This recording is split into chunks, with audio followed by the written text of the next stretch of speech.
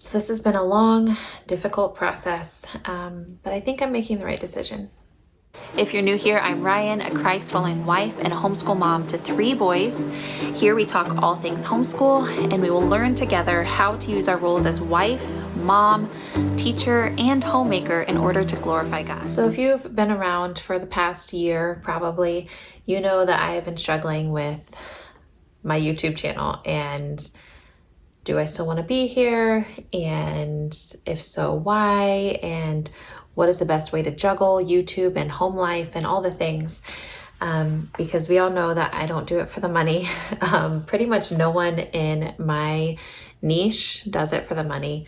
Homeschooling and biblical womanhood are not things that just, get a lot of clicks on YouTube. There's a couple of them, but not very many. And that's never why I did this to begin with. That was a hope, is that I could, kind of ease the financial burden in my home. But I get a tiny bit of money. And when I first started, I felt a calling. This was something that I did, because I saw a need. I saw a need for not just another homeschool channel, but a homeschool channel that really married the being a Christian wife and a Christian mom and homeschooling together. So I've taken a break over the Christmas season to just kind of, not have to worry about YouTube and just be with my family and to really celebrate Christ and be with my church family and all the things. And it's been wonderful. So I found myself just sitting here going, man, I don't really want to have to jump back into YouTube. And then I had to think, why do I want to go back? If I want to go back, what is it that's drawing me back? And honestly, all I kept thinking about was the algorithm's going to be mad. The algorithm's going to be all red and angry when I open up that YouTube app.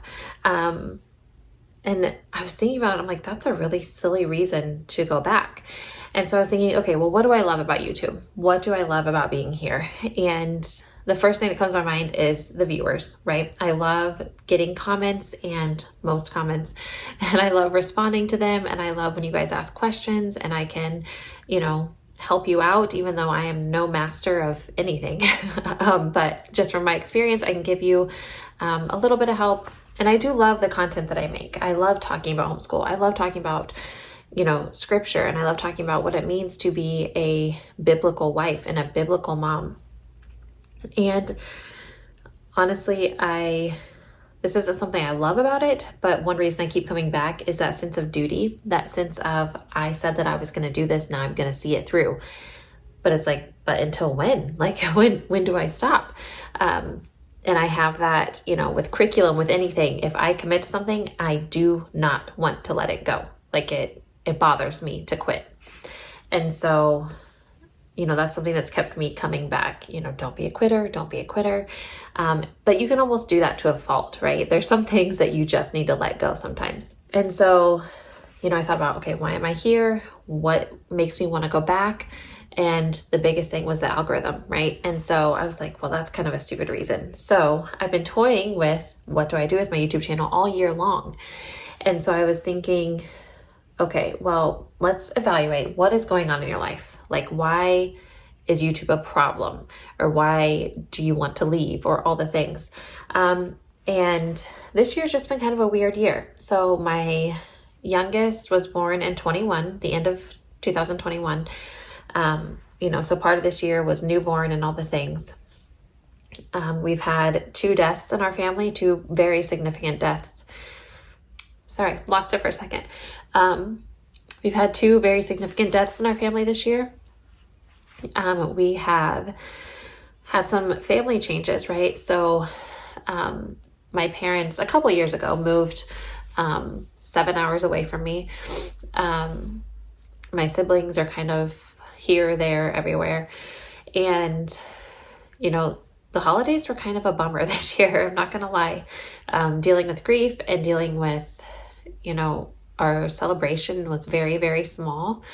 And we've always been a super tight-knit family. Having to deal with Christmas looking a lot different, it was hard, right? And so typically I have this huge burst of energy between Thanksgiving and Christmas. And I love doing all the Christmas things. And we still did all of that. Like we had a blast. We saw the lights, we made the cookies, we drank the hot chocolate, we wrapped the presents, all the things, all of our Advent study, all that. We did a lot of stuff and it was a blast.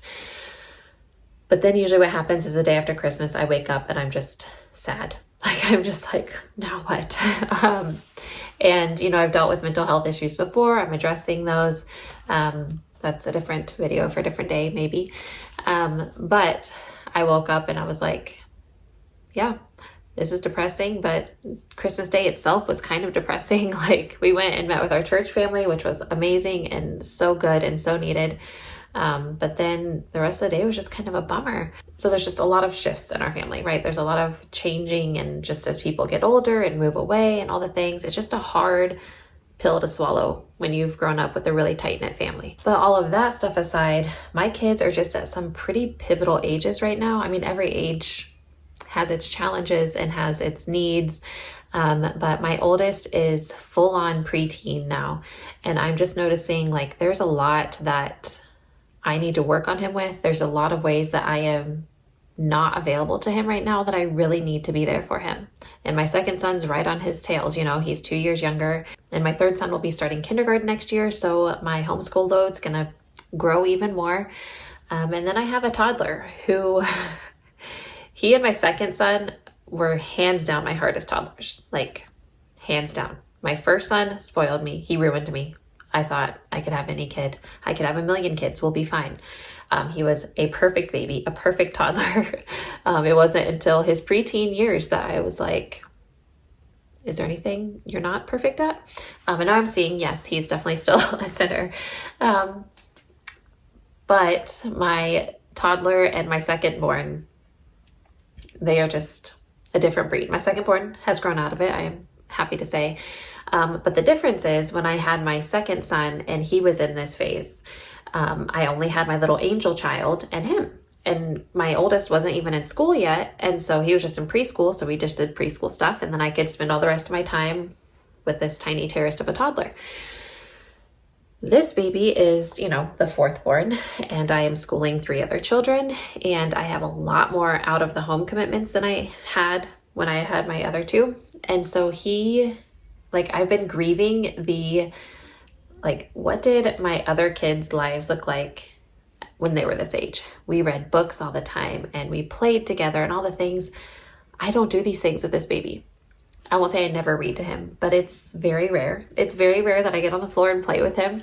And it's like kind of devastating. Part of it is just like fourth child syndrome, right?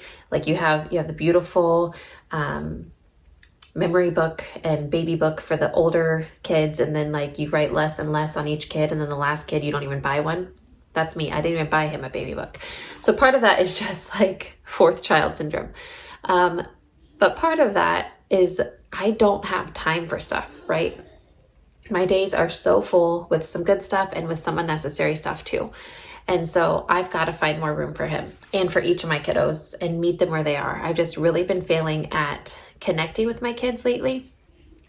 And so, you know, that's another thing that I've got to address. And also I've seen this past year, the busy season isn't ending. Like, you know how, you know, there's busier seasons than others, and that's still true, but we go from one busy to a different kind of busy to a different kind of busy. Like we have very little downtime.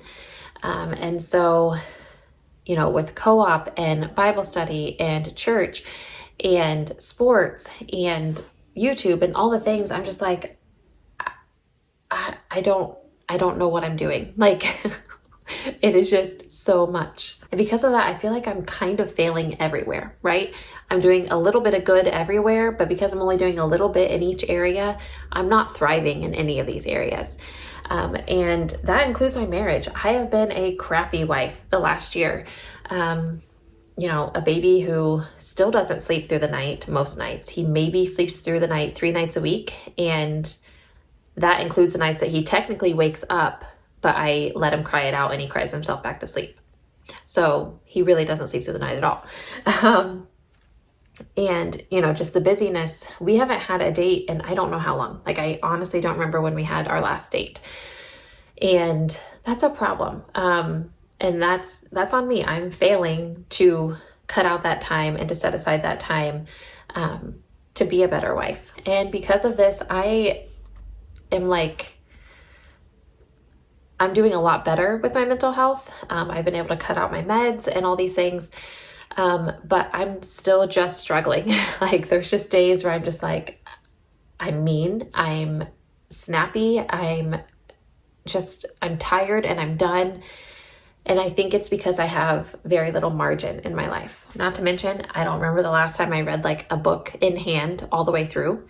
I'm always listening to audiobooks, but I don't ever sit and read either for enjoyment or for academics. And I never get to work out anymore. I mean, I'm always moving and going and doing, but there's just so much that I can't do anymore. And part of that, I just have to accept that that's the season we're in and it's okay. But it's just all that to say, it's a lot. It's a lot. There's a lot happening both mentally and physically in my life that I just am feeling kind of at my wit's end. So that leads me to, what do I do with YouTube?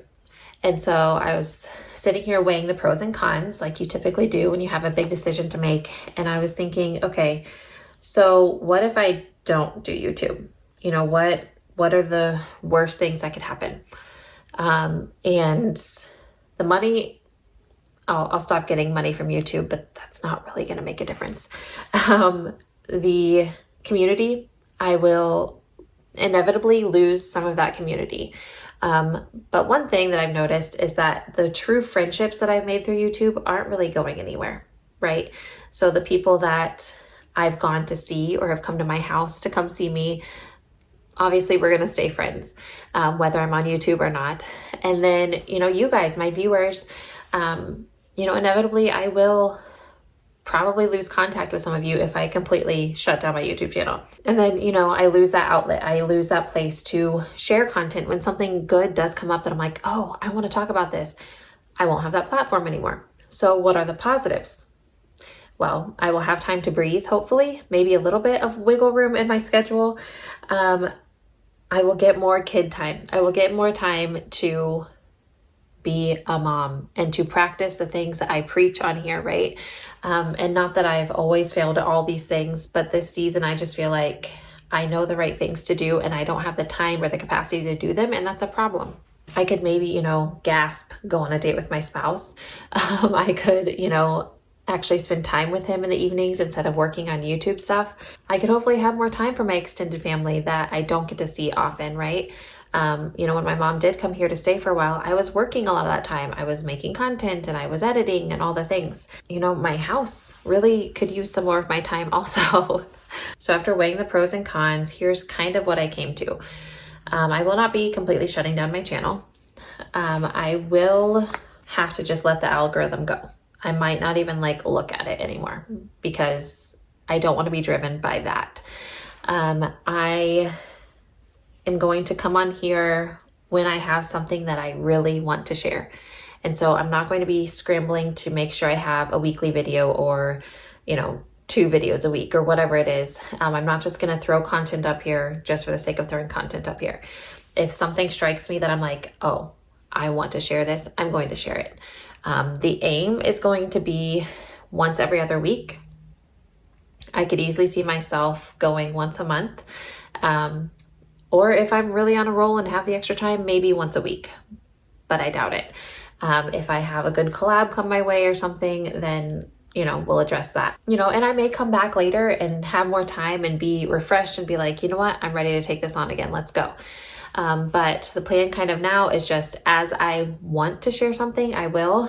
And if nothing else, then once a month, I will come up here and just kind of give an update on our school and how that's going. And maybe if I have any good hot tips, for biblical womanhood stuff, then I'll share that too. But that would be the bare minimum. Hopefully I will give a little more than that. So I thank you so much for understanding. I just wanted to kind of update you guys with where my head is, kind of what my plans are. It's been a great few years that I've been on here. It's been hard.